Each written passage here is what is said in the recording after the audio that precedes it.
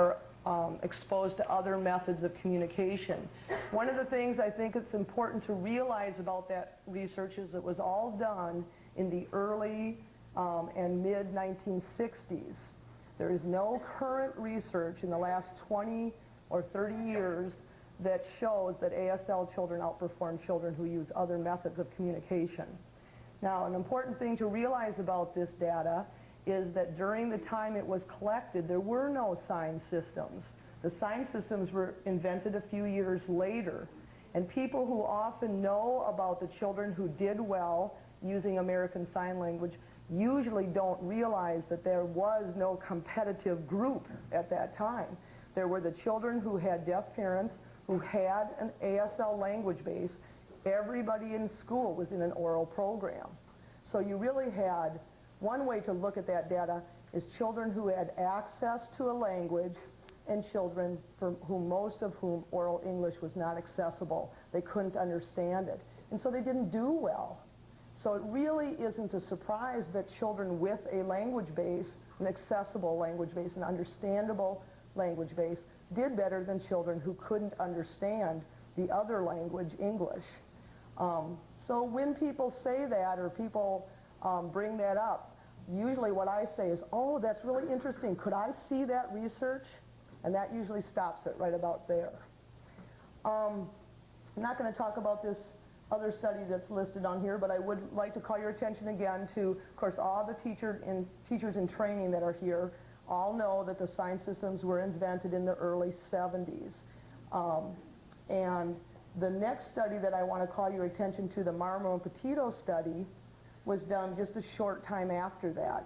Now, anybody who's published knows that it usually takes about 2 years to actually have a research project printed and published in a national referee journal. So this data in the Marlin and Papito study was probably collected around 1977. And it is an often quoted study, and I'll show you this in a little bit, to show that you can't sign what you say. It is probably the most famous study that people bring up over and over again to show that you can't sign what you are saying. Most people, this is on, the Marlin and Papito study is on page 7 of your handout. And what most people don't realize about the Marlin and Papito study was it was based on 2 teachers. Those teachers, although it's not explicitly stated in the article, worked at a residential school for the deaf. Being able to use sign in an educational context was brand new. It had only been in place a few years, so not a lot of people were real good at it, and they were probably signing PSE. Now, PSE is not designed to sign everything that you're saying, so when you put all those factors together and you know and you learn that the result is that they found that these 2 teachers could sign about 10% of what they were saying, it's really not a big surprise. But over and over again, we get that study in our faces about that people can't sign what they're trying to say. Well, I redid their study. I used the exact same title, and I published it in the book of research that Gerald Lee and Esther have published through Modern Sign Press, How Well is English Represented in the Classroom. Unfortunately, it's one of the pieces of research that I neglected to put into this handout, so I will be fixing that. And I used teachers and interpreters who were, had been using C2 for quite a while, and I showed that if you are motivated, you attend in-service, and you're supervised and evaluated, you can sign a high degree of sign-to-voice ratio. There's probably 10 studies now on this topic. It was a big topic for a while. And most of them show that if you are motivated and willing, you can sign about 95% of what you're trying to say. And if you watch the instructors here, that's about right. I mean, it's just human nature that everybody drops a few S's and INGs. One of the things that really challenges us as hearing people is our mouth usually starts before our hands, so we often don't sign the first word or 2 of what we're saying. And all these things are documented in my research. And so what I tell my students is shoot for 100 and you'll probably hit 95. And when our students come into our program at the University of Kansas, their first language sample has to be at 80%, and then we build up from there. So this study has certainly been overturned, although most people who are not favorable towards signing exact English fail to usually include that data in their work. Yes? My research is how well is English represented in the classroom, and it is published in there might be a copy of this over here. I'm not sure what the year is, but it is a publication that Modern Science Press published called Signed English, I can't remember what it's called now, but it's a Signed English Exact or Not. Signed English Exact or Not. And it was edited by Gerald Lee, and it's a book of all different research studies that were done up until that time about signing exact English. And I also have with me an article that was done by Hyde, which is Hyde, and Power, that is where they review a number of these studies that have now been done on sign-to-voice ratio. Okay. The next big study then that kind of put me on the consulting circuit was a study that I did in 1988 that was published in Volta Review. It's my only Volta publication. And that is because the oral using children in the study for which oral English was accessible did well. Before I talk about that study, I want to just review a few preliminary things that will help you understand my research.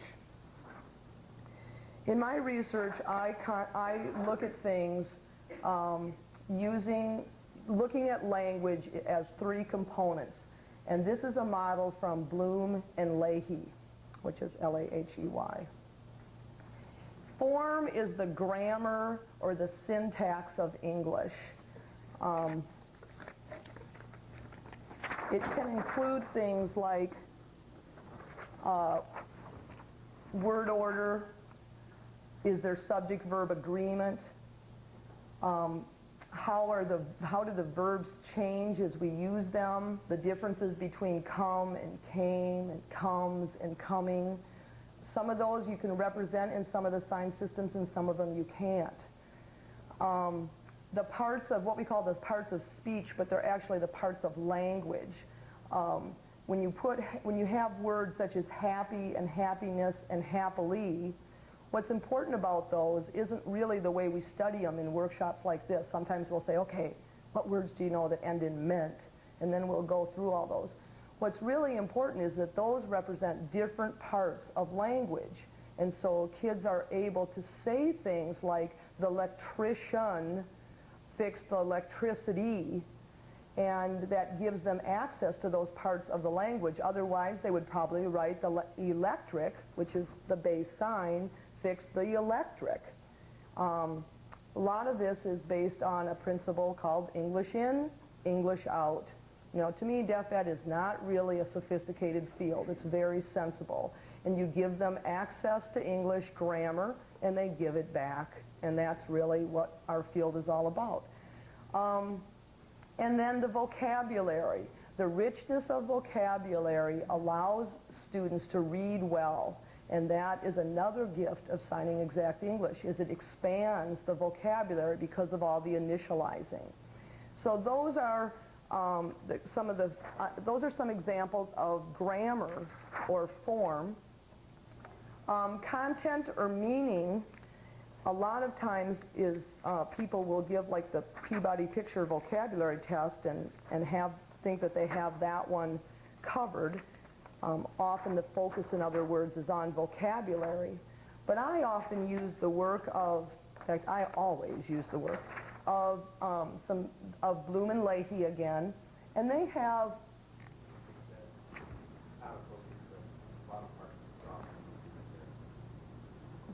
They have a listing or taxonomy of different semantic categories, meaning categories. There's about 22 of them. And they go from the most simplest ones to more difficult ones. So in other words, you might have the grammar wrong.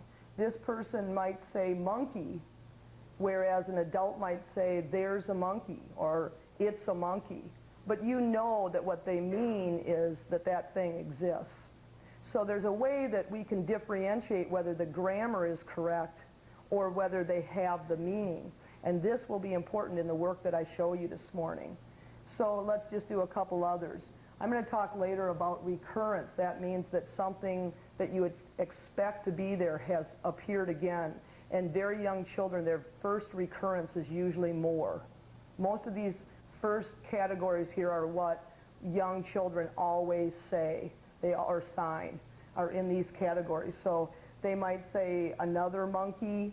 It might be here is a monkey again. There's more monkeys. Those all code recurrence. But if they just said more monkey, they would be credited for recurrence. Or if we were doing a language sample on you, we could credit you for having that meaning even though your grammar was a little off. Some of the more sophisticated meaning skills in this listing are things like this fancy word antithesis, which really means that there's two clauses and they're unequal clauses. They're usually conjoined or combined by a word like but or although. So it's raining, but I'm going to go out anyway. And so you can see that language would be getting much more sophisticated at this point, but again, the grammar might be off. And those meaning categories come in a pretty dependable order.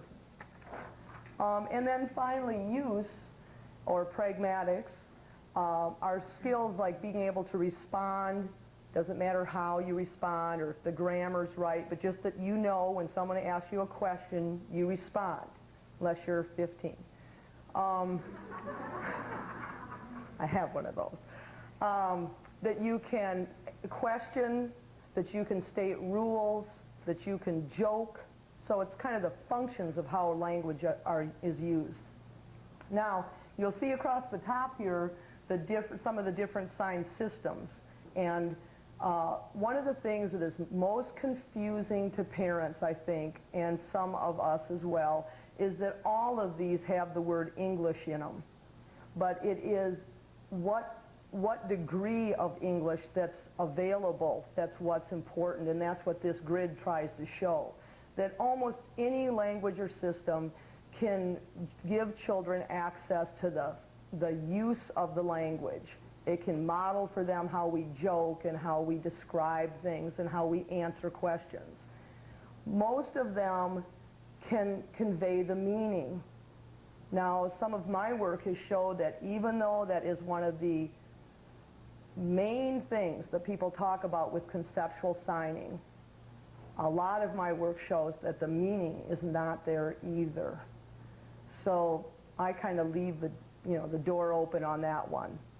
And I'll show you some examples of that this morning. And then, of course, the big focus is on the grammar, on the form. And only some of the sign systems allow access to the form. And so this will be an important base for you to understand as I go through my work this morning. Just to use an example of meaning, and my apologies to those of you who attended some of my workshops this weekend, let's look at this example of recurrence. These are just some examples of transcripts that I did when I was looking at signed English in a city near where I lived in Illinois at the time. So these are all signed English people. And the way the coding system is here is the lowercase is voiced or speech, and if it's underlined, it was signed. So here we're trying to see if somebody should be credited for this idea of recurrence. And they say, okay, any other word, and they don't sign other. So they have left out that meaning.